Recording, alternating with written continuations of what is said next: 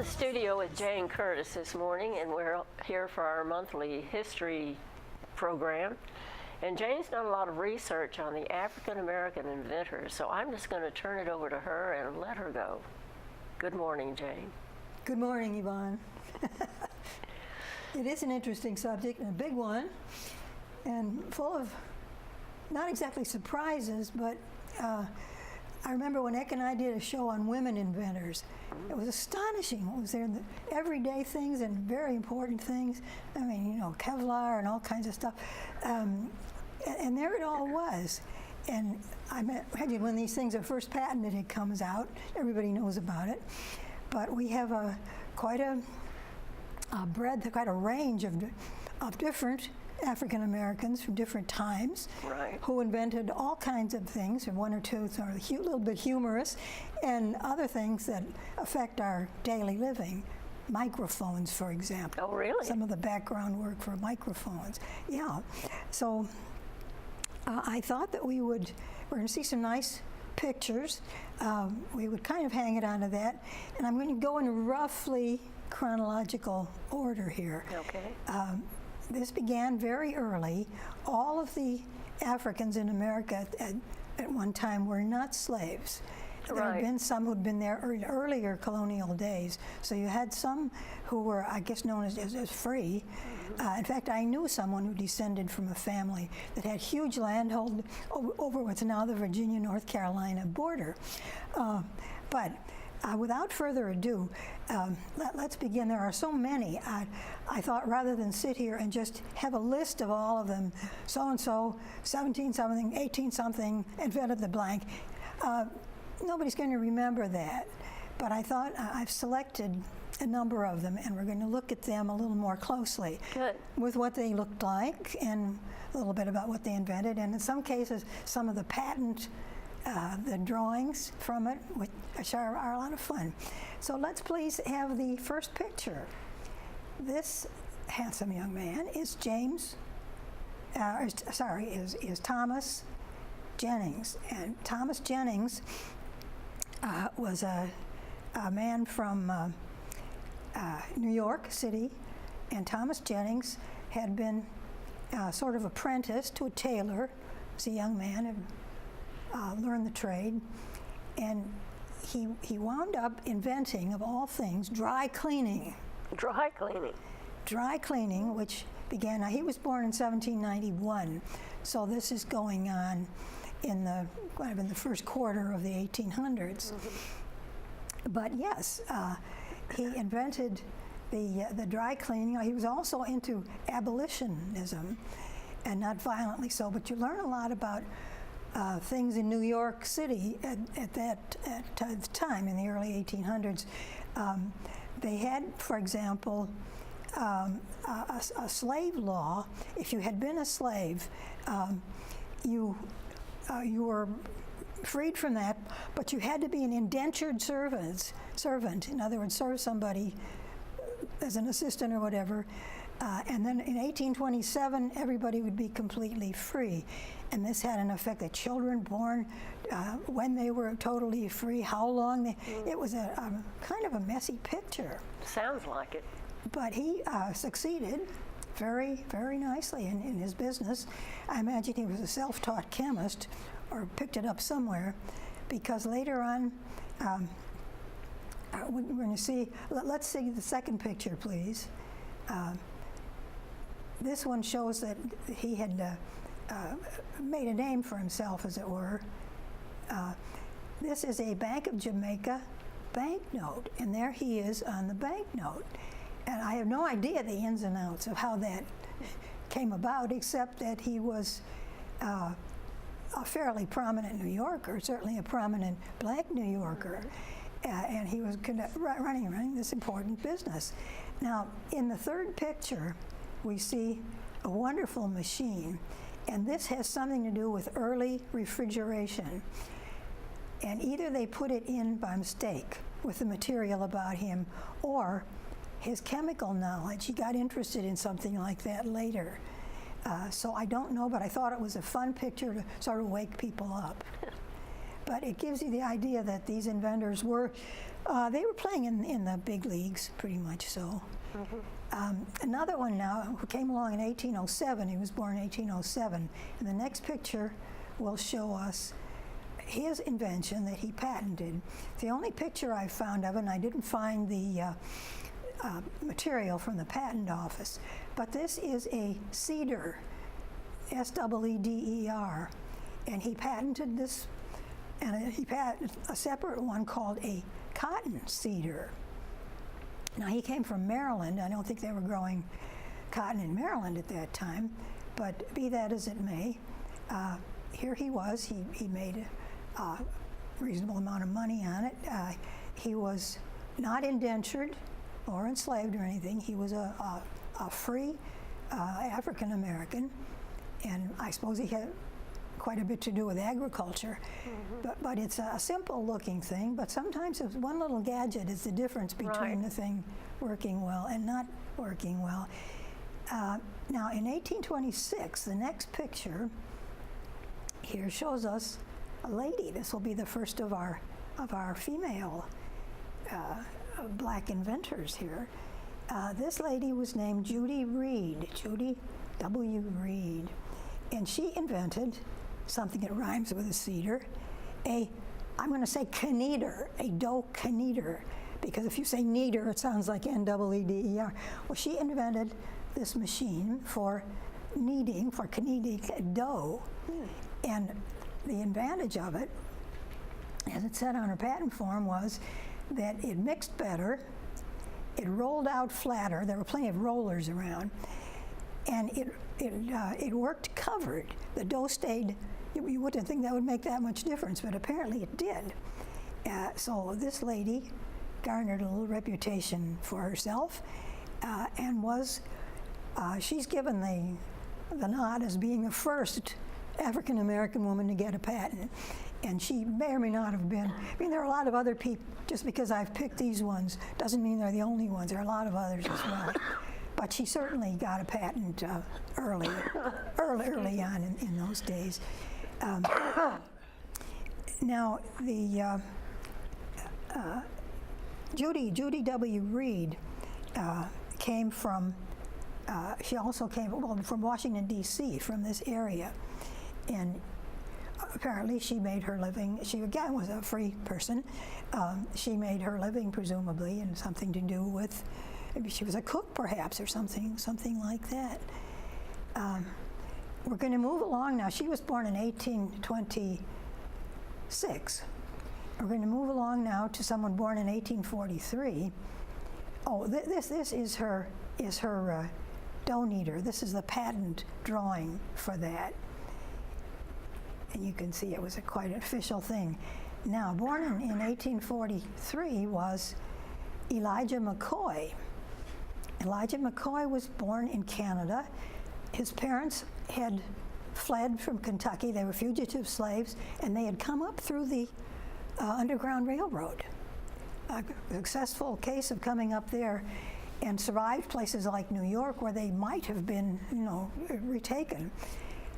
But he was born there in 1843 and was educated there up to that point.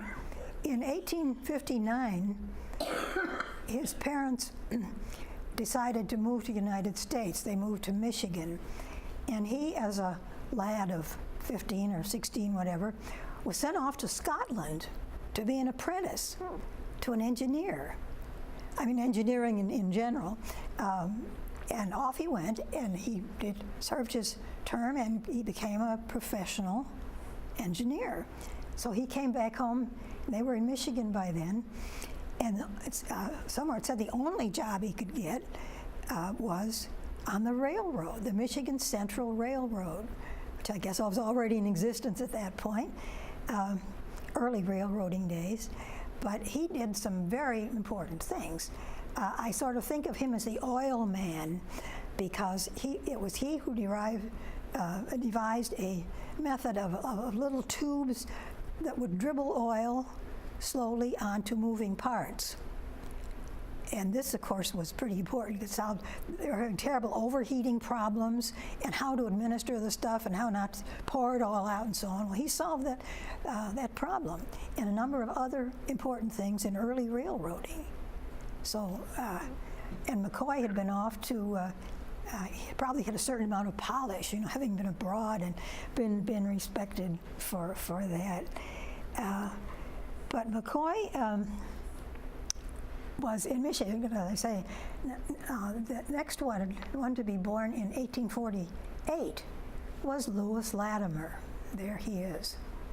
And Louis Latimer made his mark in the field of lighting technology. And he had figured out, he was apprenticed to somebody or other, and I guess general work, but he took to the lighting thing and filaments, and he developed a filament for incandescent lighting. And of course, Edison discovered him, and he also later had something before that with Alexander Graham Bell. Anybody who was interested in exploiting filaments. So that's an extremely important thing. And he had gotten in, well, he was born in 1848, so he got in the 80s and 90s when these things were really developing in a big way. The next person to come up here, time-wise, was born in 1850, and this was a lady, and her name was Good, Sarah Good, G-O-O-D-E. The only picture I could find of her, except one that wouldn't reproduce. This apparently is as an older person, but obviously she is a lively look to her, Sarah E. Good. The next picture will show us the patent diagram of her principal invention. And this diagram, you say, well, what is it? And looking at it, when it was assembled like this, it could be a roll-top desk, it could be a cabinet, it could be any one of a number of things. But if you look at the next picture, you will see what it turned into. You unfolded it as a bed, and you can see the roll-top thing at the head there for the back of it. Now imagine all the little wheels and little kinks and stuff she'd have to have in there to cause this thing to fold up into that very neat cabinet. But this was Sarah Good's big contribution, I guess, to the whole deal. In 1850, of course, the Civil War was yet to come, and apparently the patent folks didn't stand on gender. And they apparently didn't stand on race either, because the only one that I saw a notation to, on their patent thing, it says that the person was black. And that, I think, is rather amazing. Yeah. Because they were taking them at their value and not listing on there what they were. Now, this Sarah Good signed her patent thing with an X, so presumably she was illiterate, which is another interesting, very interesting way of looking at some of these things. With Latimer, now something I think Latimer might have been. Yes, Latimer was the one who had joined the Navy, and so he thought in those terms. But his very first invention, patented, the first one to be patented, in 1884 was, this one will really get you, was improvements to the water closet on trains. In other words, the toilet and the trains needed help, needed improving, and he patented something like that, and made a name for himself in the trade. So that's rather remarkable. Now, this one is another very, very interesting one. You had. Now wait, is this Woods? I'm not sure. I think this is Woods. Well, yes, it is Woods, yes, okay. Now, the diagrams there show some of the things he worked on. He was, the single word for what he did was electrical things. And he did some very important things. And this was, again, back early. He wasn't born till 1856. So he was active the turn of the century. But he had an invention for air brakes. He had inventions for better communications within the train that enable anybody on the train, officer or otherwise, to tell the engine driver when they were near another train. If they got within a certain distance, like 2 feet or whatever it might have been, and he invented something, or they could easily keep track of that. He also invented something that would automatically brake the train. Maybe not bring it to a complete stop, but brake the train, slow it down. And when you think of this thing that occurred recently out in Oregon, Washington, Oregon, where the train just went too fast around a curve because nobody slowed it down. Now, there was an automatic one of those invented by this man at the turn of the century. Rather remarkable. And of course, railroading has developed considerably since then, but nonetheless, it kind of makes you wonder what was going on. But he, I say, was born in 1856. 10 years later, a lady was born in Louisiana, and her maiden name, I've forgotten what her maiden name was, but she became Madame Walker. Not Madam because of Madame, it had an E on the end. And she carried it all the way from extreme poverty in Louisiana up to be the first. She gets the credit for being the first female African American to make $1 million. Oh. And what she did, she was orphaned when by the age of 6 or 7. And somehow she survived into her teens, married, and was widowed by the time she was 20. And this was down, in deep Louisiana. So she worked her way up to St. Louis. St. Louis and Chicago were sort of the meccas in those days. And worked as a wash lady, from house to house, almost picking it up, taking it away somewhere, washing it, bringing it back. And they had a cart. Any picture you see of these people.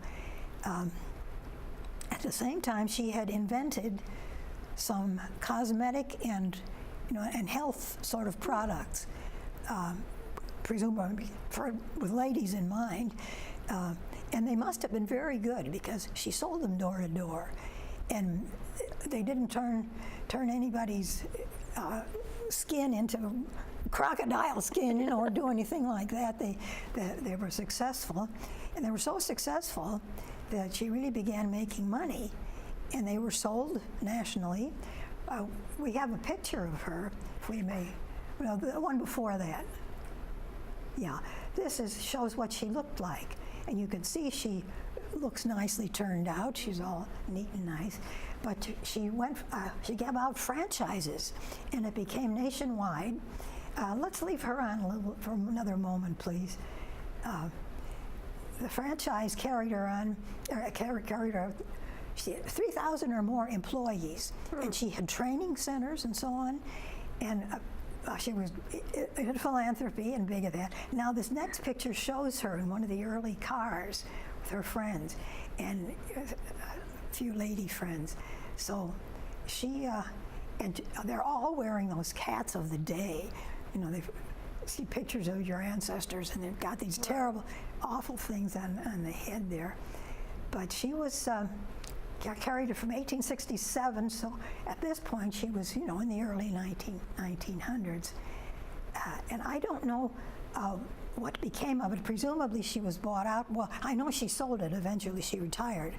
So what that might have turned into, I don't know. Some of these things turn into recognizable. Right. 20 days.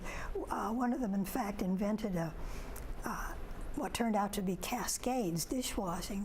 Some man invented that, and that was bought out by Procter & Gamble. So you were allowed to have a patent, I guess, whoever and whatever you were, which was, which was rather nice. Slaves, if slaves invented anything, they were not allowed to have the patent, or if they worked for some company, if they had signed anything, they didn't get a patent. But in 1861, a law was passed, and I guess it was a federal law. I couldn't find any more about that law, but that said that whoever you are, if you invent this thing and you can prove that it's yours, you get the patent. So who can say about that? Now, proceeding on up into the 1900s, no, not yet. We're not that far quite yet. It's one that I don't have a picture of, but you will all recognize who it is. And his name was Henry G. Parks. And Henry G. Parks, and I'm going to say invented, because he not only invented a particularly tasty sausage, but it was nationwide. In fact, it was worldwide practically. He had patents in other countries on these sausages. Parks sausages, remember that? And I don't think anybody ever paid any attention to whether Parks was, an American or a Greek or Black American or a Asiatic, Chinese, whatever. These sausages were just so good that they sold like mad, and the company was very responsible. He too was into philanthropy in a big way.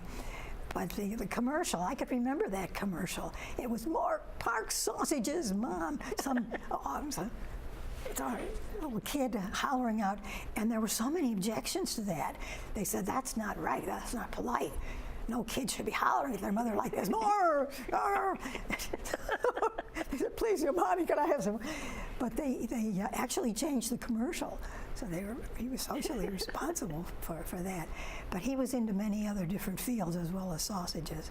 A lot of these inventors were into other fields as well as what they patented. As you noticed, perhaps from the water closet on the train, didn't have anything to do with the fibers and the lighting and the help. But it now advancing somewhat into our century, we've already one time or another talked about the women who were source of at least one movie, that Hidden Figures. Hidden Figures, yeah. Scientists, physicists. And you had many of those. And that was something that you could start out as a child, depending on what you were given to play with. And one of these ladies was reading things like the boys' book of this or that or the other thing, whatever it might have been. But the first of these ladies that I want to mention was born in 1942. So during the war, and her name was Patricia Bath, and she was one who was interested in scientific things from a tender age. Her parents, she was a New Yorker. Her father worked, was a city employee. Her mother did not, but her mother did things on the side, like cooking, selling things.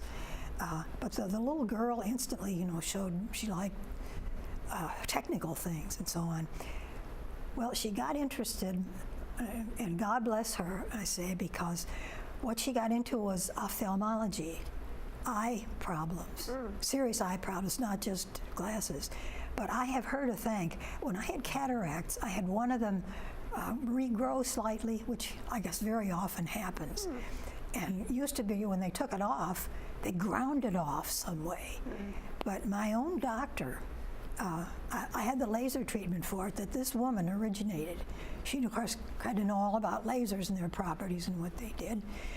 But she originated this machine. Now I have, that next picture is a picture of her. And she's a very vigorous person and into many different things, but particularly ophthalmology was the love of her life. And she restored vision to some people who hadn't seen for 30 years. The next picture shows her looking incredibly young, but you can see, I don't know if you can read that, but it says anyway, that refers to her as Dr. Bath. So she was very young when she got into doing these great things.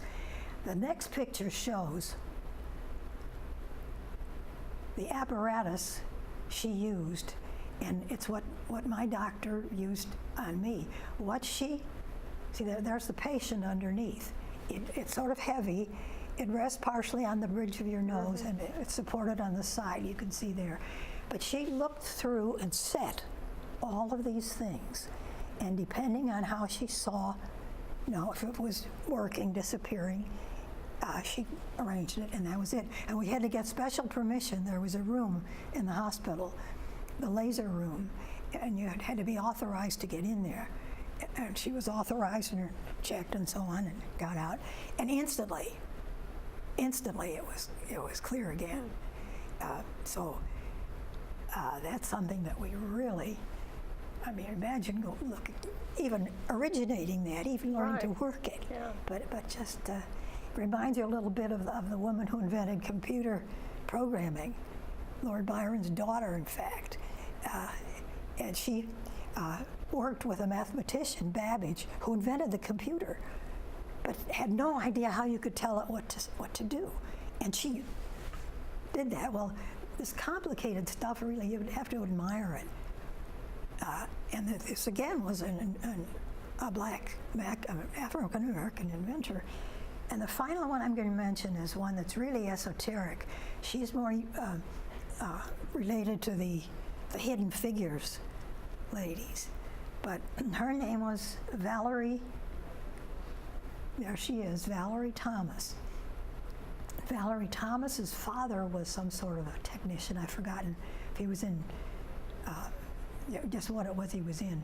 But as a child, and she too liked everything technical, and she was reading the boys' book of this and the boys' book of that in scientific things.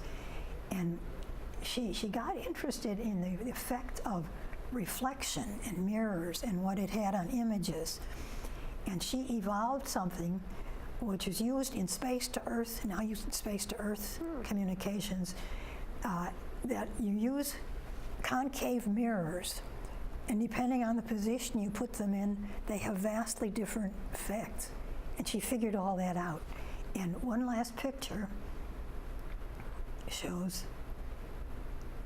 gets one last picture, shows the,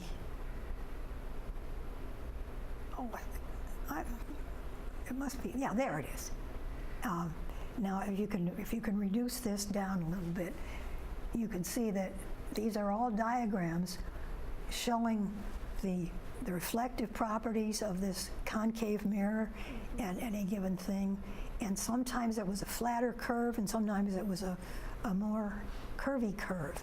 But she did all kinds of research on this and produced this thing that, and I want to just read something here. It's known as illusion transfer, and it's what enabled them to transfer these things. It says from space to Earth, what I read, and I don't know if it works from Earth to space too, but what it says here, the device is used to send images from space to Earth. It produces an optical illusion, and this illusion then is transferred. Okay. It's unbelievable. Wheels within wheels via two concave mirrors, unlike flat mirrors, which produce images that appear to be inside or behind the mirror. You know, you look in the mirror and you comb your hair. Concave mirrors create images that appear to be real or in front of the mirror itself. You look as though they're right there. This technology has since been adapted for use in surgery as well as the production of television and video screens. Now look at each one of those things and how important they are in today's, not only the technology and developments, but in what we're doing right now. Right, just basic steps as we move ahead, yeah. Yeah, but you have to have a really imagination to imagine, well, what would happen, or maybe it happens by accident, that you see some peculiar thing, and you say, well, why is it doing that? How is it doing that? Some optical effect. And then you have the background, or you acquire the background, get into it, and fix it up. So which I think is quite remarkable. It can be done either with a cable In other words, you couldn't do that from space to Earth, either with a cable or electronically, either way. So it even has options in how you can do it. But they just seem to be so remarkable for that. Now, going way back to the very first one, it reflects the agricultural nature, Right. where you had cedars and things like that, but it also almost immediately gets into the more technical sides of it. These things existed, and we didn't realize. Now, it wasn't because the inventors were black or women or both. It was simply because, I guess, though people don't want to try anything new sometimes, I think they're afraid to. But look at the number of train wrecks that would have been saved, that would have been avoided if people had been using this automatic braking. Mm-hmm. Yeah, or in the surgery, that you can imagine too. How in the world do you get at, especially with laparoscopic surgery, where they just make a little hole and kind of fish through the ice? How in the world would you do that without some means? And the dentist, a simple thing like your dentist, putting the mirror back there and seeing what's going on. Well, it's just carrying these things to the nth degree. But it's a triumph, I think, for just for the human being, and how people can go from nothing to being brilliant in something like that. Now, you do have to have an interest, it's true. Any one of us probably would not have the interest to go through all of the physics and mathematics training involved in that, just because we like it. Right. But something we do like, we are willing to spend any amount of time, and can go to any. I mean, inputting music, for example, can have you have to want to do it, or it won't work. But it's interesting too that how many of us have looked at some ordinary thing we use all the time and think it really should work better than that. Mm-hmm. And we try to come up with some way to make it better. Yeah. But without all that scientific background, it's almost impossible. It is. A key factor, I think, is that imagination. Mm-hmm. And another thing about the black inventors, when they were put as sort of apprentice, like the first one, like Jennings, being apprenticed to a tailor, and being taught all the stuff about clothing, they were, if they weren't given the latitude, which I think they probably usually were, they did it on their own. Right.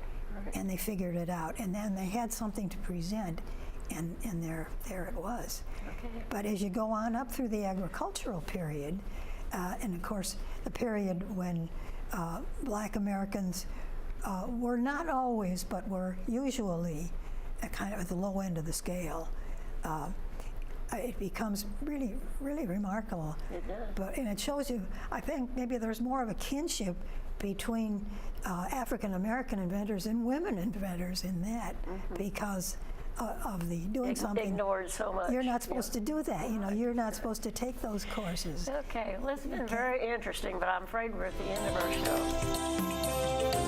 show.